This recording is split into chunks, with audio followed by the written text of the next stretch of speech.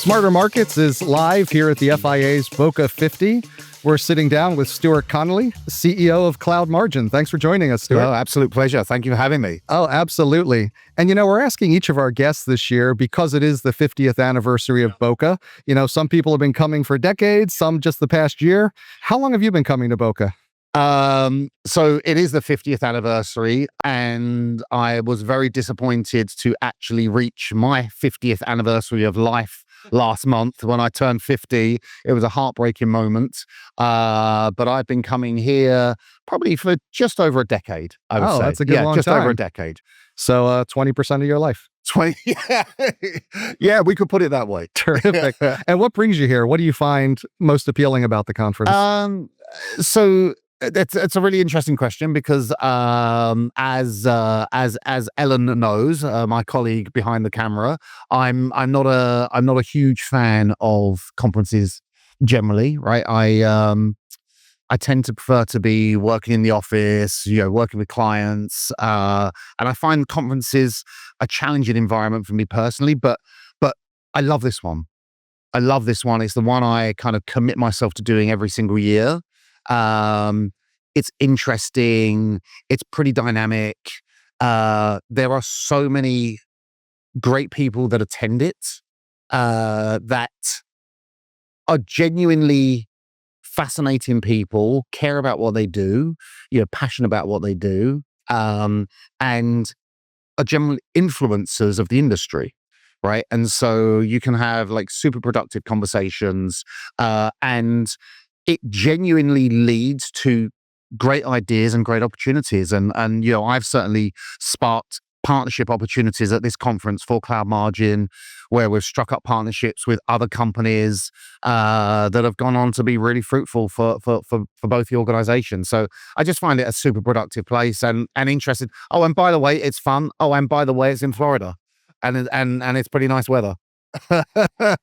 Well, let's turn back to what you're doing when you're at the office. Yeah, okay. I'm really curious, we're very interested on Smarter Markets about understanding what new markets, what new tools, what new technology are needed to move the futures, the derivatives industry forward. Yeah. I thought talking technology would be the right place with you, obviously. So I was curious your perspective on, where do you see the biggest need for improved technology to make the derivatives industry work better?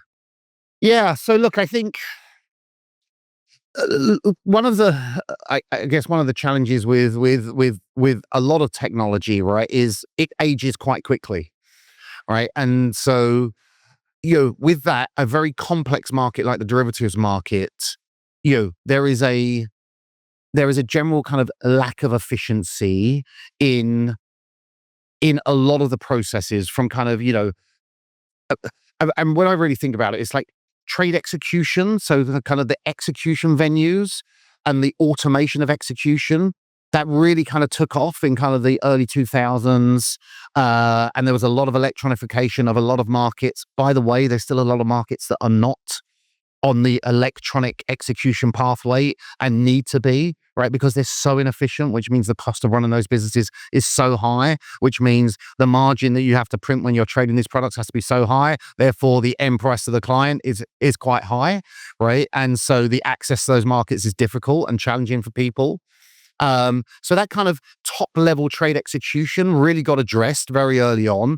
But then what you found was the further down the food chain you went, like the less investment there was in kind of technology to really solve some of the gooey, sticky, difficult bits of the process, right? And that's where certainly we came along, post-financial crisis. So loads of volatility, loads of challenging markets, lots of ugly defaults in the market.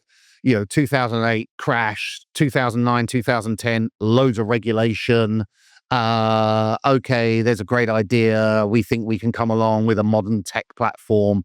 And if you're going to do that and you want to do that in an efficient way, you've got to think about, okay, what's the best technology available to us now to do that? And 10 years ago, right, we're celebrating our 10-year anniversary. So 10 years ago, that was cloud computing, right? That was the big thing then, right? It was like cloud computing. So, a cloud native software as a service product, because ultimately it democratizes the access to a product, right? If you think about legacy technology platforms, they tend to be cumbersome, difficult. You have to install them in your own environments, in your own servers, in your own organizations. Then you have to maintain them, and it's difficult and it's clunky. And then when you want to do an upgrade, because there's some new regulation or there's some new product you need to cover, it's difficult. Again, it's expensive, it's challenging, it's slow.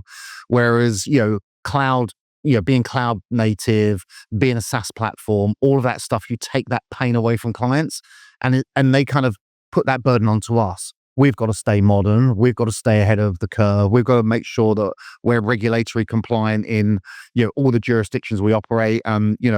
Today our clients access us in 52 different countries around the world, right? So, it's that kind of the modern technology, and like we are one of many, right? Which is fantastic. There's a fantastic ecosystem out here today, and you'll see a lot of it around the FIA conference of young, innovative companies that have, decided to approach a problem that exists in the financial markets, and come and solve it with a modern technology approach. And so ultimately, we end up being almost the disruptors.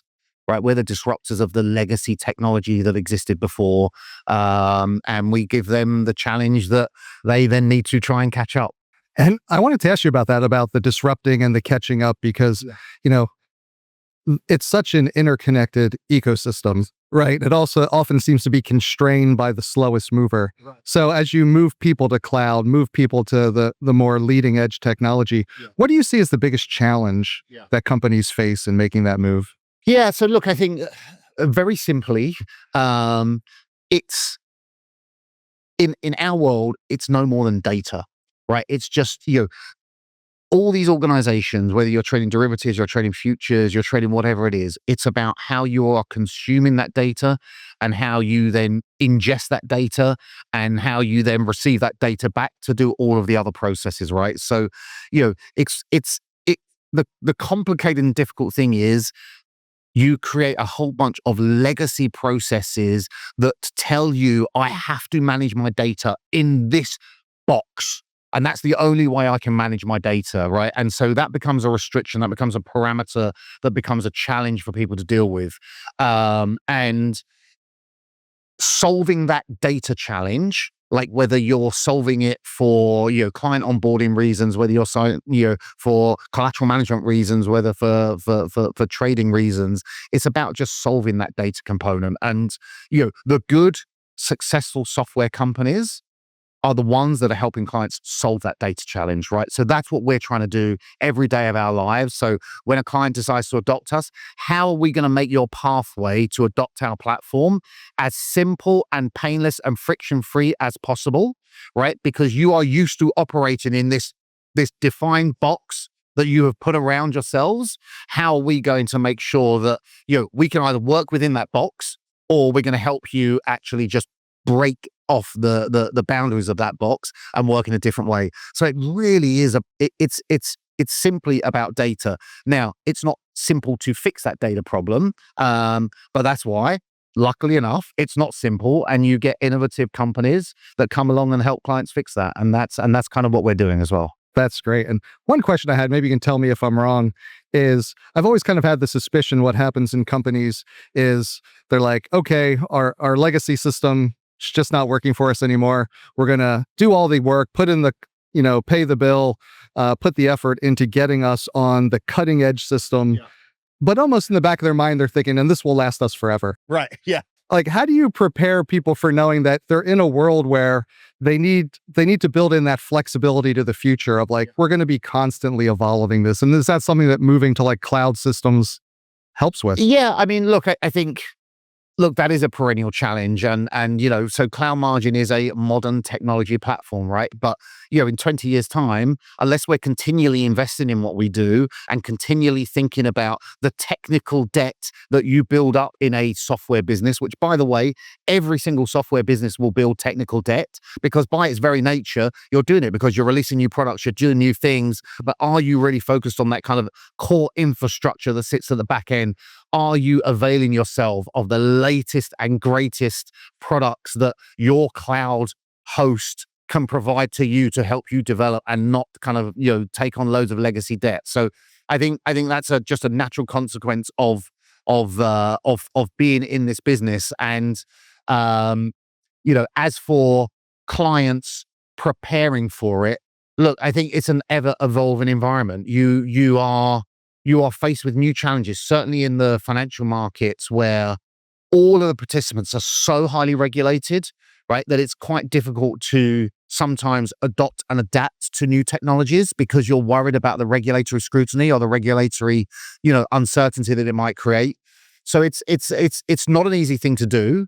And I'm thankful to the 220 clients that have gone on that journey with us now, right? And we will hope to keep growing that, significantly. But yeah, it's a challenging thing to do. You can do your best to future-proof your business by adopting like the latest and greatest technologies, and like clients, they future-proof themselves against collateral management.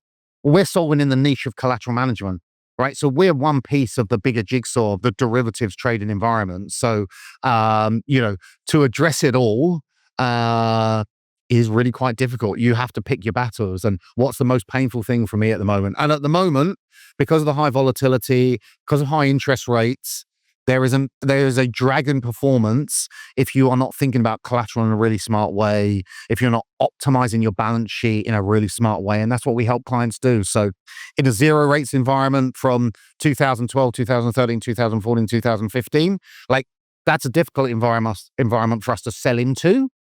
It's not impossible, and clearly not, because we still did okay. Because you're then thinking about technology resilience, you're thinking about reducing your cost, you're thinking about your kind of overall operating environment, and kind of just being as efficient as you can be. But when interest rates are at a more normal level like they are today, then there's an actual cost impact to you of not smartly thinking about collateral. And so for us, that's a great market to sell into. Terrific. Thanks for taking some time to talk with us about it.